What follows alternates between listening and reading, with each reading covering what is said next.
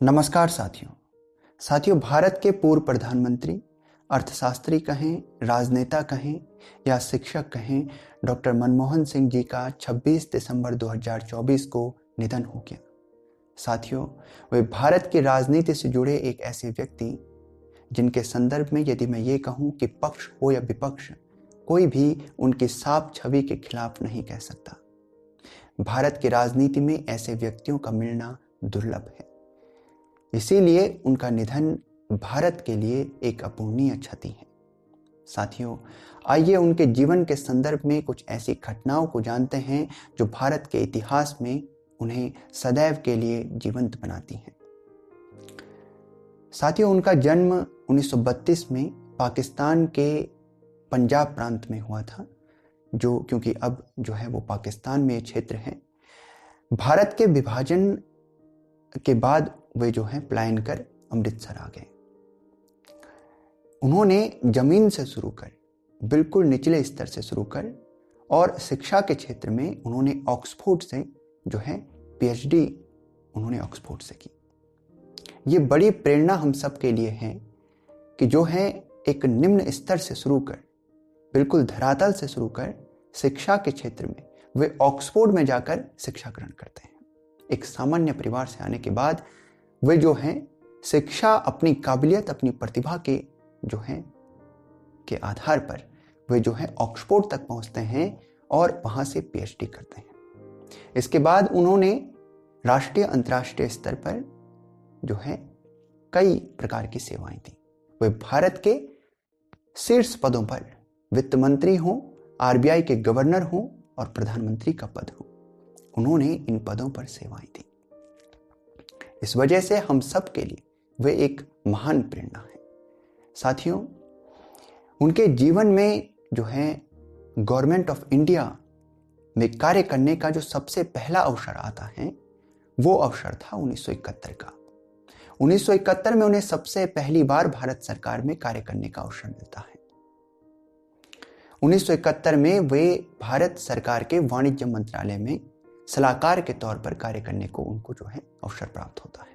ये 1971 की बात है। इसके बाद 80 के दशक में जो है उन्हें आरबीआई का गवर्नर बनाया जाता है। 1982 से 1985 में वे रिजर्व बैंक ऑफ इंडिया के गवर्नर रहे। साथियों, इसके बाद 90 के दशक में जिस संबंध में हम सब बेहद जो है जिस संबंध में चर्चा सुनते हैं, जानते हैं और हमने ये बात सुनी है अक्सर कि 90 के दशक में मनमोहन सिंह जी और नरसिम्हा राव जी ने मिलकर भारत की अर्थव्यवस्था को बचा लिया। इस समय पर मनमोहन सिंह जी जो है वित्त मंत्री बने। तो यहां पर जो है ये महत्वपूर्ण घटना है, जहां पर कि हम ये भी कह सकते हैं कि जो नया भारत है उसकी नींव रखने का कार्य, और भारत जो आज लगातार आर्थिक महाशक्ति बनने की दिशा में बढ़ रहा है, उसकी नींव जो है इसी 90 के दशक में मनमोहन सिंह जी के द्वारा रखी गई थी। उसी का परिणाम है कि आज हम ये देखते हैं कि भारत लगातार जो है आर्थिक क्षेत्र में दुनिया में जो है परचम लहरा रहा है। तो आइए जानते हैं आखिर ये आर्थिक सुधार क्या थे और मनमोहन सिंह जी के द्वारा इस समय पर जो है क्या पहल की गई। इसे जानने से पहले आपको ये जान लेना चाहिए कि संकट आखिर जो है पैदा कैसे हुआ। हम किस दिशा में चल रहे थे, अतीत में किस दिशा में चल रहे थे जो हम इतने बड़े संकट में आ पहुंचे। संकट क्या था? दरअसल इस समय पर जब जो है नरसिम्हा राव जी प्रधानमंत्री बनते हैं तो वे जो हैं उनको मालूम चलता है कि हमारे पास केवल और केवल 3 हफ्तों के लिए ही इतना धन बचा हुआ है कि आयात किए हुए सामान की हम जो है के लिए पैसा चुका सकें। इतना ही धन बचा हुआ है कि जो आयात होने वाला सामान है हमारे देश में, उस पर जो है केवल 3 हफ्तों तक ही हम जो है धन चुका सकते हैं। इतना ही रुपया हमारे पास है, इतना ही हम भुगतान कर सकते हैं। तो इतना बड़ा आर्थिक संकट था इस समय पर, और स्थिति ये बन रही थी कि अगर एक कदम गलत जो है यहां पर पड़ता तो जो है भारत को जो है दिवालिया घोषित करना पड़ता, भारत दिवालिया हो जाता। इस प्रकार की स्थिति यहां पर पैदा हो गई थी। इतना बड़ा आर्थिक संकट यहां पर पैदा हो गया था। इस समय पर वित्त मंत्री के रूप में जो है डॉक्टर मनमोहन सिंह जी ने इस चुनौती को स्वीकार किया और सफलतापूर्वक भारत को इससे बाहर निकाला। अब इसको जानने की आवश्यकता है कि आखिर जो है हम इतने बड़े आर्थिक संकट में कैसे फंस गए। तो चलिए शुरू से शुरू करते हैं और जानते हैं कि हम जो है इस आर्थिक संकट में जो आ पहुंचे वो शुरुआत कहां से हो रही है। देखिए, जब भारत आजाद हुआ 1947 में, इसके बाद हमारे देश के जो पहले प्रधानमंत्री बने जवाहरलाल नेहरू जी। अब भारत में जो है जो नेता उस समय पर थे, उनको एक एक कदम जो है फूंक फूंक कर रखना था। क्यों? क्योंकि जो है स्थितियां ही ऐसी थी। भारत बहुत जो है जटिल स्थितियों में था और देश में अनेक सारी समस्याएं थी। नहीं भारत के नेता चाहते थे कि हम एक बार फिर से वही गलती करें, क्योंकि भारत जो गुलाम था उसके आधार में क्या था, शुरुआत कहां से हुई। भारत जो है एक कंपनी आती है, ईस्ट इंडिया कंपनी, एक विदेशी कंपनी थी, व्यापार के लिए भारत आती है और इस प्रकार से वो खेल खेलती है कि सारे भारत को जो है ब्रिटेन का उपनिवेश बना देती है। अब भारतीय राजनेताओं के लिए सोचने का विषय था कि दोबारा ऐसी स्थिति पैदा ना हो कि कोई विदेशी कंपनी भारत आए और एक बार फिर से भारत को जो है अपना गुलाम बना दे। इसलिए वे किसी भी प्रकार से विदेशी कंपनी को भारत में स्थापित करने को लेकर वो पक्ष में नहीं थे। उनका साफ कहना था कि विदेशी कंपनी को भारत में स्थापित नहीं होने देना है, ना ही उनके निवेश को भारत में जगह देनी है। विदेशी कंपनियों को भारत में जो है निवेश भी नहीं करने देना है। ये उनका सीधा सीधा जो है उनका विचार था। अब यहां पर जो है भारत में अगर विदेशी कंपनियां नहीं उद्योग लगाएंगी तो कौन उद्योग लगाएगा। दरअसल भारत में जो लोग थे वे तो इतने जो है धनवान थे नहीं। कुछ रुपया उनके पास था, लेकिन इतना नहीं था कि वे बड़े बड़े उद्योग धंधे लगा सके। तो अब इस वजह से जो है पूरा कार्यभार जो है वो सरकार के ऊपर था। तो सरकार ने जो है, चाहे वो किसी भी प्रकार के वो इंफ्रास्ट्रक्चर हो, वो जो है स्टील को लेकर, इस्पात को लेकर हो, वो जो है टेलीकॉम को लेकर हो, सभी कंपनियों को, उद्योगों को जो है स्थापित करना था सरकार को। सरकार की ही ये जिम्मेदारी थी। सभी कार्य जो है सरकार को ही करना था। इसलिए जो है सार्वजनिक क्षेत्रों का जो है बहुतायत था, बोलबाला था।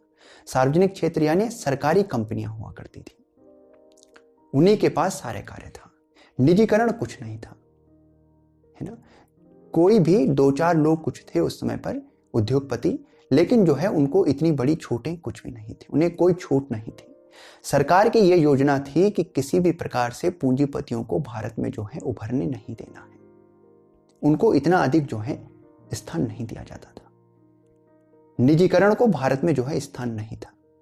समाजवादी विचार था, समाजवादी विचार था। और ये जो है पूरी तरह से जो है जवाहरलाल नेहरू जी हो, इंदिरा गांधी जी हो, सभी के कार्यकाल में जो है ये समाजवादी विचार देखने को मिलता है। तो यहाँ पर जो है इसकी वजह से जो है भारत में, क्योंकि औद्योगिकरण जो है बहुत धीमा था, इसकी वजह से आर्थिक वृद्धि भी बहुत धीमी थी। तो भारत की अर्थव्यवस्था भी बहुत धीमी गति से आगे बढ़ रही थी। अब यहाँ पर जो है एक और महत्वपूर्ण बात आपको जाननी चाहिए कि यहाँ पर इस दौर को जो है लाइसेंस राज कहा जाता था। अगर कोई व्यक्ति जो है निजी क्षेत्र में, यानी कोई प्राइवेट कंपनी कोई व्यक्ति जो है स्थापित करना भी चाहता है, तो उसके लिए बहुत जटिलताएं थी। उसको अगर प्राइवेट कंपनी स्थापित करनी है तो इसके लिए बहुत जटिल प्रक्रियाओं से होकर गुजरना पड़ता था। ब्यूरोक्रेसी का बहुत जटिल जो है स्थिति थी और लाइसेंस लेना होता था। ये लाइसेंस लेना बहुत कठिन था, तो इसको लाइसेंस राज कहा जाता था। इसमें भ्रष्टाचार भी था। आपको कंपनी स्थापित करनी है, आपको कोई उद्योग लगाना है तो बहुत कठिन था।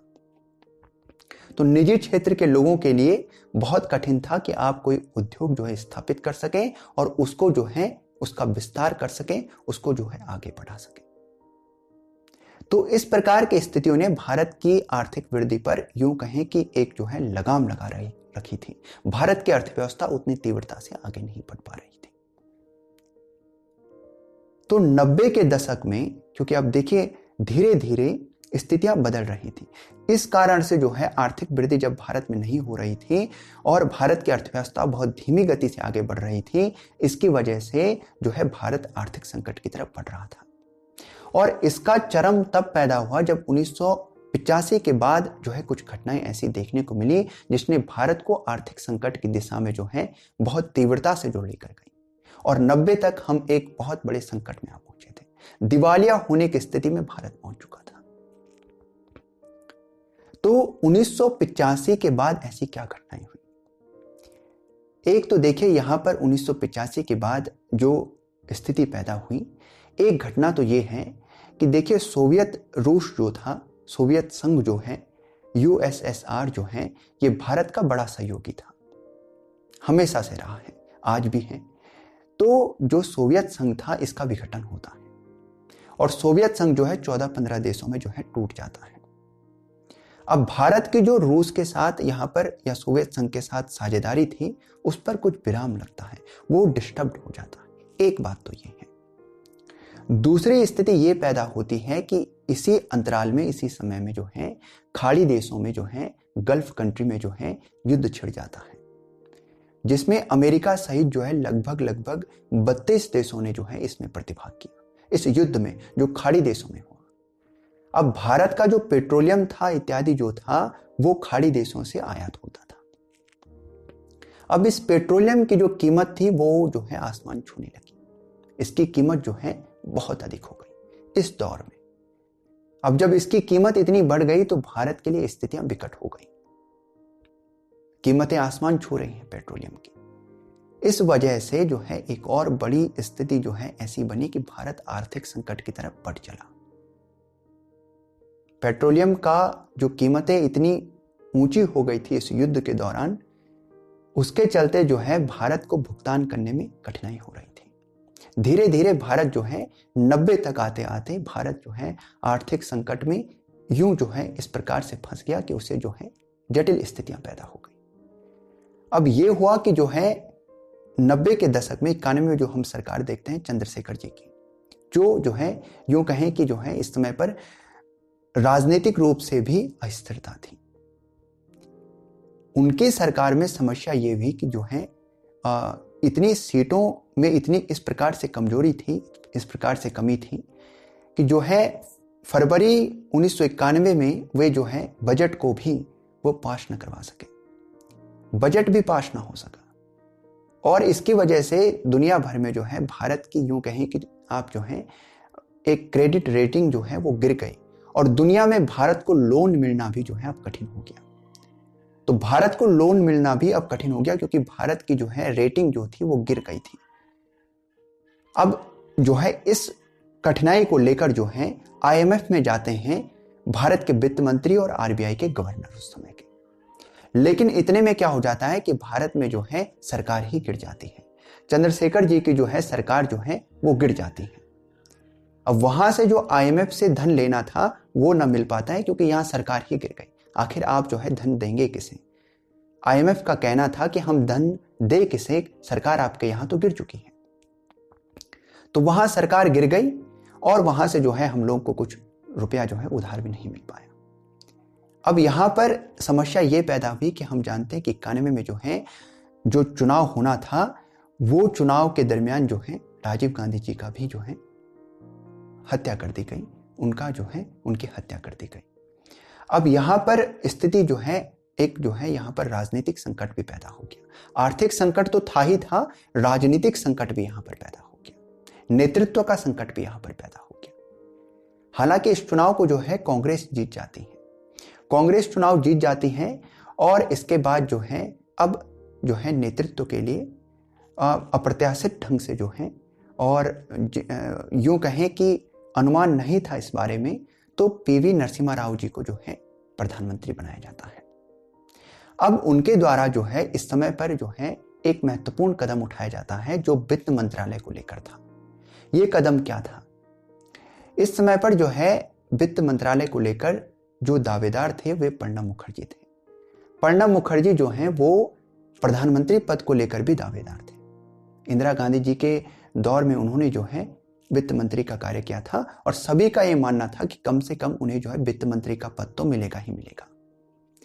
लेकिन जो है नरसिम्हा राव जी ने कहा कि जो है इस इतने बड़े आर्थिक संकट में हम जो है अगर राजनेता को जो है वित्त मंत्रालय सौंपेंगे तो मुझे लगता है कि ये जो है इस समय पर वित्त मंत्रालय के साथ न्याय नहीं कर पाएंगे, तो हमें किसी जो है अर्थशास्त्री को ही वित्त मंत्रालय सौंपना होगा। तो उन्होंने जो है इस समय पर नॉन पॉलिटिकल व्यक्ति जो हैं, जो जिनका राजनीति से कोई संबंध नहीं, मनमोहन सिंह जी को जो है वित्त मंत्री का पद सौंपा और उन्होंने इस चुनौती को स्वीकार किया। ये बड़ी बात है।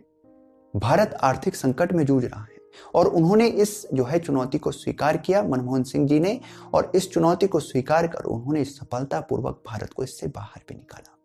अब उन्होंने ऐसे क्या प्रयास किए जिसके चलते हम ये कह सकते हैं कि मनमोहन सिंह जी ने जो है भारत को आर्थिक महाशक्ति बनाने की दिशा में जो है एक महत्वपूर्ण पहल की नींव रखी।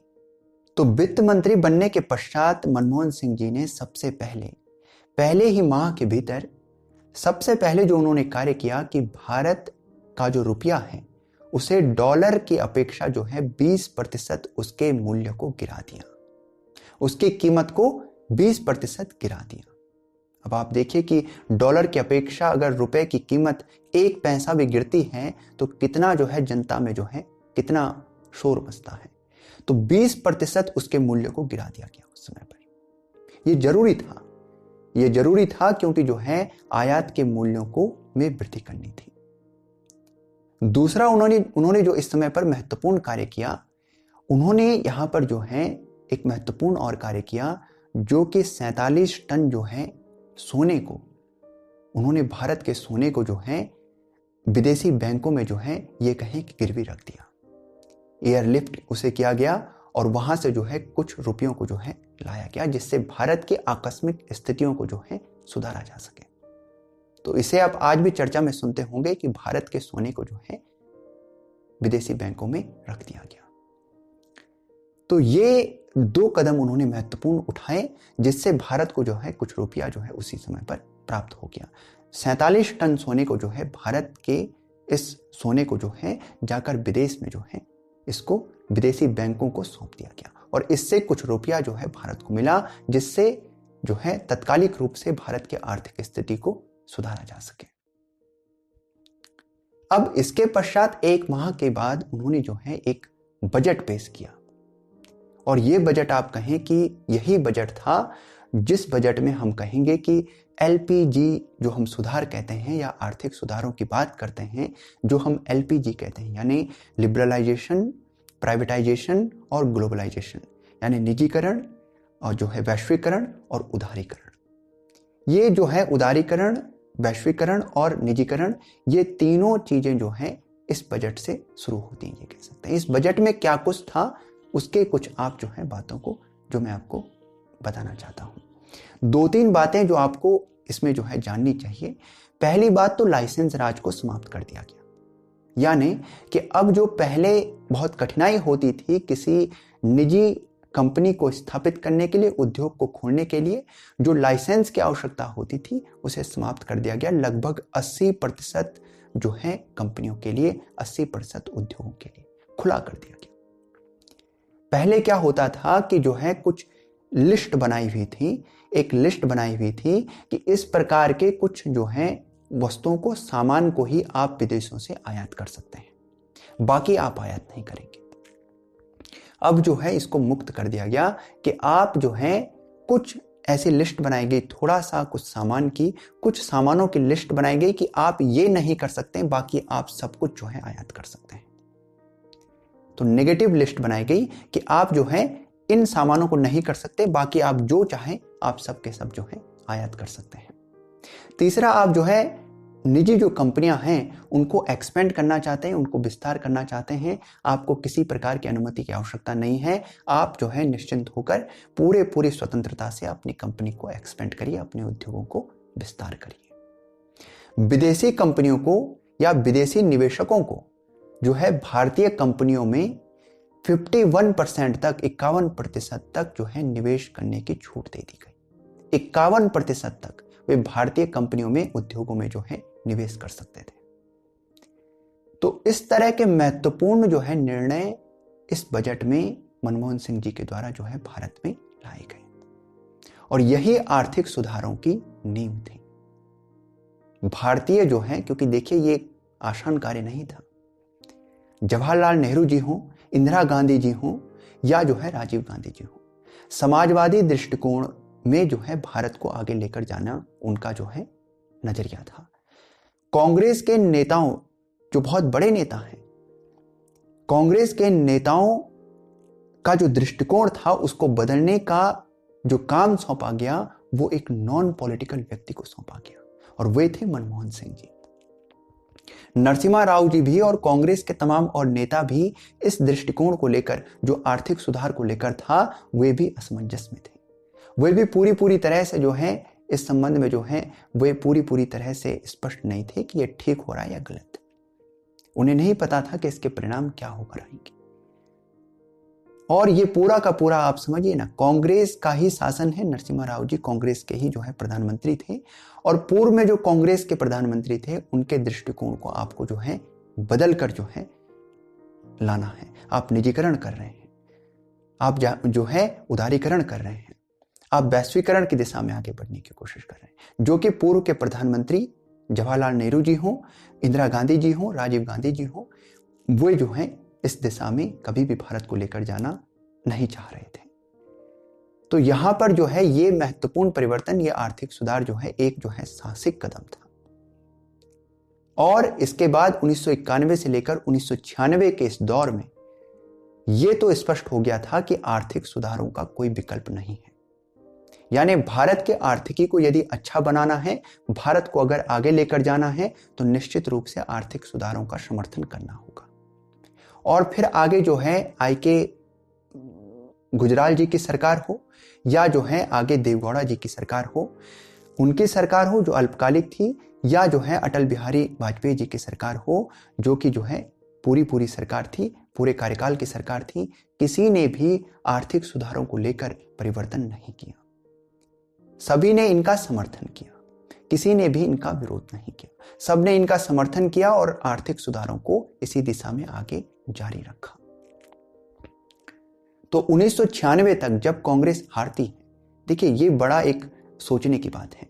जिन्होंने इतने बड़े आर्थिक सुधार को जो लेकर आए और भारत को जो है आज भारत जिस दिशा में आर्थिक महाशक्ति बनने की दिशा में आगे बढ़ रहा है, जिन्होंने उसकी नींव रखी वही सरकार हार गई।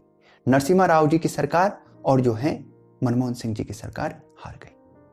वास्तव में भारत के लोग जो हैं आर्थिकी को, अर्थव्यवस्था को राजनीति के क्षेत्र में जो है उतना कभी समझ ही नहीं पाए। जब चुनावी प्रचार में लोग उतरते हैं तो अर्थव्यवस्था की उतनी बात नहीं होती है। बात अगर अर्थव्यवस्था में किसी पृष्ठ की होती है, किसी पाठ की होती है, तो मुद्रास्फीति है, महंगाई है। महंगाई सबसे चर्चित विषय है अर्थशास्त्र का, जो राजनीति में, चुनावी राजनीति में कार्य करता है। इसके अलावा मैं कहूं तो कोई भी ऐसा विषय नहीं है जो है चुनावी राजनीति में उतना प्रयोग होता है। आर्थिक सुधार इतने मूलभूत और इतने महत्वपूर्ण परिवर्तन थे भारत की जो है अर्थव्यवस्था में और भारत के भविष्य को लेकर, लेकिन फिर भी जो है उस संदर्भ में जो है किसी प्रकार का, मैं ये कहूँ कि 1996 में जो चुनाव हुए होंगे उसमें जो है उसका इतना ज़्यादा चुनाव में कोई प्रयोग नहीं किया गया कांग्रेस के द्वारा कि हमने जो है इतने बड़े आर्थिक सुधारों को जो है लाकर हम सामने आए हैं। इस पर कोई जो है जनता के सामने वे उस मुद्दे को लेकर गए ही नहीं, ये कहें तो गलत नहीं होगा। तो यहाँ पर जो है आगे भी जो है आने वाली सरकारों में जो है ये जारी रखा गया, आर्थिक सुधारों को जारी रखा गया। तो आर्थिक सुधार जो है लगातार इसी प्रकार से जारी रहे। अब जो है 1996 के बाद जो है मनमोहन सिंह जी जो है उतने जो है यूं कहें कि कुछ समय के लिए सक्रिय आपको नहीं दिखेंगे। राज्यसभा में वे जो है सदस्य जो है पुनर्निर्वाचित होते रहे राज्यसभा में। अच्छा, उनके जीवन में अगर मैं ये कहूं कि जो है वो इतने लोकप्रिय नेता के तौर पर जिन्हें जनता चुनाव में जिताकर जो है लोकसभा भेजे, वे ऐसे नेता नहीं रहे। वे राज्यसभा के ही सदस्य रहे और वो राज्यसभा के सदस्य रहते हुए ही वे जो है प्रधानमंत्री पद को भी ग्रहण करते हैं। जब जो है 2004 में अटल बिहारी वाजपेयी जी की सरकार जो है उनकी सरकार नहीं बन पाती है, यानी 2004 में एनडीए जो है चुनाव हार जाती है। इस समय पर भी ये अपेक्षा नहीं थी कि एनडीए जो है चुनाव हारेगी। सबका ये मानना था कि अटल बिहारी वाजपेयी जी के नेतृत्व में जो है एनडीए सरकार बनाएगी, लेकिन हुआ उल्टा। यहाँ पर जो है यूपीए जो है कांग्रेस के नेतृत्व में चुनाव जीत जाती है, यूपीए की सरकार यहाँ पर बनती है। अब ये बात थी कि इस समय पर जो है प्रधानमंत्री कौन बनेगा। अब इस समय पर जो चर्चित चेहरे थे कांग्रेस में, वे जो है सोनिया गांधी जी थी और प्रणब मुखर्जी जी थे, और भी जो है ऐसे चर्चित और जो है लोकप्रिय चेहरे थे। लेकिन सोनिया गांधी जी जो है इस समय पर प्रधानमंत्री नहीं बनी। यहां पर उन्होंने जो है मनमोहन सिंह जी को प्रधानमंत्री बनाने की दिशा में उन्होंने पहल की। अब यहां पर जो है यह समझने की बात है कि एक जो है नॉन पॉलिटिकल व्यक्ति जो कि शिक्षक प्रोफेसर हैं, पूर्व में जो है आरबीआई के गवर्नर रहे हैं, वित्त मंत्री के तौर पर कार्य किया है, लेकिन एक लोकप्रिय नेता के तौर पर अगर हम कहें राजनीति में, तो उनसे अधिक लोकप्रिय जो है कांग्रेस में नेता हैं। लेकिन फिर भी उनको जो है ये कार्य सौंपा जाता है कि आप जो है कांग्रेस के नेतृत्व में जो है यूपीए की सरकार का जो है आप नेतृत्व करें, और उन्होंने इस नेतृत्व को बखूबी निभाया भी। उनके समय पर सूचना का अधिकार जैसे जो है महत्वपूर्ण कार्य किए गए, मनरेगा जैसी योजनाओं को लाया गया। तो जो पहली सरकार थी यूपीए की पहली सरकार अगर मैं कहूं तो ये अच्छी सरकार थी। मनमोहन सिंह जी के नेतृत्व में एक जो है समृद्ध भारत की दिशा में जो है कदम बढ़ाए जा रहे थे। लेकिन इसके बाद जो है 2009 में जो चुनाव हुए और 2009 से 2014 का जो कार्यकाल रहा, हालांकि 2009 में जो चुनाव हुए इस समय पर जो है मनमोहन सिंह जी के नेतृत्व में जो है ये और अधिक अच्छी सीटें लेकर आए। कांग्रेस जो है और अधिक अच्छी सीटें लेकर आई और इन्होंने जो है दोबारा से सरकार बनाई। लेकिन इस समय पर यह भी जानने की बात है कि जो दूसरा कार्यकाल रहा 2009 से 2014 के मध्य का, ये कार्यकाल उतना अच्छा नहीं रहा, क्योंकि यहां पर जो है इस सरकार पर भ्रष्टाचार के आरोप लगते रहे। अब भ्रष्टाचार के आरोप जो लगे, इसने जो है छवि को, सरकार की छवि को खराब किया, और यहां पर अन्ना हजारे जो आंदोलन रहा है वो भी हमें देखने को मिला। तो इस तरह की घटनाओं ने, भ्रष्टाचार की घटनाओं ने, जिसका कि जो है जवाब जो है सरकार जो है संतुलित ढंग से जो है इसके जवाब को नहीं दे पाई, जिसकी वजह से धीरे धीरे जो है मनमोहन सिंह जी की सरकार पर से जो पकड़ थी वो कमजोर होती रही। अब यहां पर स्थिति साफ हो गई थी कि धीरे धीरे जो है यहां पर ये जो सरकार है विश्वास खो रही है, जनता से विश्वास खो रही है। तो मनमोहन सिंह जी जो थे उन्होंने तो ये बात कह दी थी कि भाई आगे जो है अब मैं किसी प्रकार से जो है एक्टिव पॉलिटिक्स में नहीं रहूंगा, या यूं कहें कि मैं आगे किसी प्रकार के कोई पद को ग्रहण नहीं करूंगा, ना तो मैं प्रधानमंत्री रहूंगा यदि कांग्रेस 2014 का चुनाव जो है जीत जाती है। हालांकि ऐसा होता नहीं है। 2014 के बाद जो है हम देखते हैं कि मोदी जी का युग जो है आरंभ हो जाता है, और 2014 में जो है चुनाव हार जाने के बाद भी जो है मुखर रूप से जो है मनमोहन सिंह जी लगातार सरकार के कार्यों को लेकर अपनी बात रखते रहे, और उन्होंने लगातार अपने कार्य को जो है सरकार के कार्यों की आलोचना भी की और उनके कार्यों को लेकर वे अपने विचारों को प्रकट करते रहे।